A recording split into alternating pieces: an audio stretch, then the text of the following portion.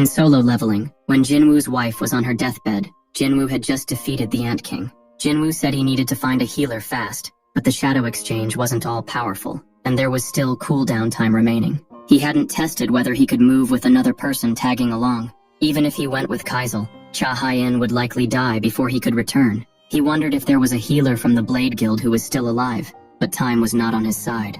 Desperate, Jinwoo asked the cameraman to turn off the camera for a moment. The cameraman didn't understand his request. Jinwoo warns him that if he didn't shut it off, he will smash it into pieces. The cameraman shuts his camera but was still curious about why Jinwoo wanted the camera off.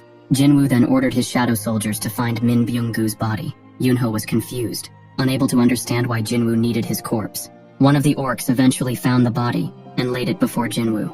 Jinwoo questioned himself. Would this even work? Yunho asked what he is planning to do. The system clarifies that shadow extraction could be used on this target, giving Jinwoo some relief. He knew this is the only way. Jinwoo gave the command, "Arise." The shadow extraction begins, but it fails. Jinwoo tries again, repeating the command, "Arise," yet it failed once more.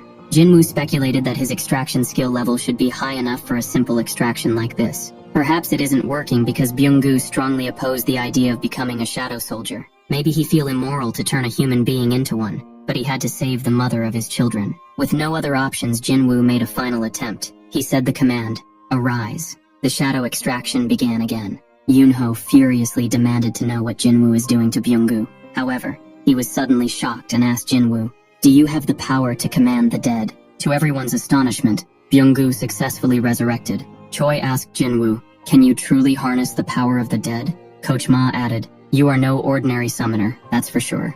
Min Byung-gu's shadow walked near Jinwoo's wife. He opened his book and stretched out his arm. Yunho wondered if Byung-gu was healing her. Jinwoo replied that he couldn't fully describe what kind of person Min Byung-gu was, but Jinwoo hadn't given him any orders. Yet, Byung-gu started healing his wife on his own. Jinwoo could tell that Byung-gu had a warm heart. Yunho, filled with grief, said, "That thing is no longer Byung-gu."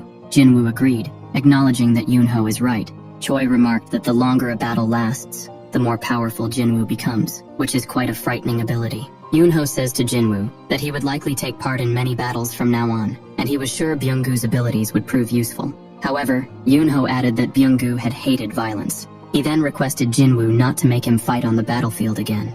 Jinwoo says that it was the second time Yunho had grabbed his shoulder, and while brushed his hand off, he says, "There's a difference this time. It's not an order, but rather a heartfelt request." Jinwoo says that he agrees with Yunho's words. He walked near Byung-gu's shadow and said, "Terminate extraction." As Byung-gu began to disappear, he looked at Yunho.